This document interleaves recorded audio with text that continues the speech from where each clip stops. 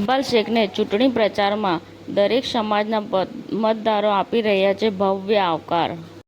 All India Majlis-e Ittehadul Muslimeen પક્ષમાંથી પોતાની ઉમેદવારી નોંધાવ્યા બાદ ઇકબાલ શેખે પોતાનો ચૂંટણી પ્રચાર અને લોકસંપર્ક અત્યંત વેગવંતો બનાવી દીધો.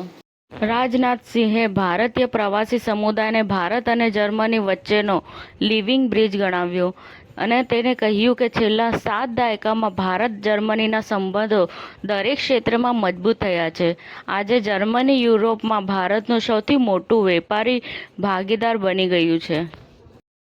રવિવારે મતદાન પછી ખુલશે રાજકીય શક્તિનું સાચું ચિત્ર. ફિલ્મ ધરપકડનું ટીઝર રિલીઝ. તમારા બેંક ખાતાના પૈસા ક્યાં ગયા? ડિજિટલ અરેસ્ટના ભયાનક સ્કેમનો પર્દાફાશ. પાટણના ઉમેદપુરા ખાતે રોહિત સમાજ દ્વારા ભવ્ય સમૂહ લગ્નોત્સવનું આયોજન કરાયું.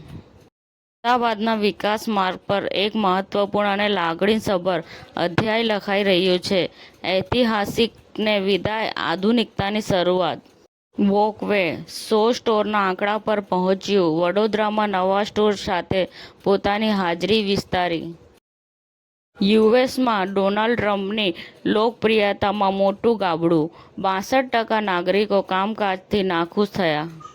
એડમિશન ફેર 2026 હવે અમદાવાદમાં 25 અને 26 એપ્રિલ 2026ના રોજ યોજાશે એડમિશન ફેર. સમાચાર ટુડે ન્યૂઝ ચેનલની ટીમ અને જે સત્ય છે તે જ બતાવશે. આપ જોતા રહો સમાચાર ટુડે ન્યૂઝ ચેનલ. ગુજરાતની ધરતીનું ગુજરાતીઓ માટે જ, એટલે કે સમાચાર ટુડે ન્યૂઝ. અમારી સમાચાર ટુડે ન્યૂઝ ચેનલને લાઈક કરો, શેર કરો અને સબસ્ક્રાઇબ કરો અને જોડાયા રહો સમાચાર ટુડે ન્યૂઝ ચેનલ સાથે.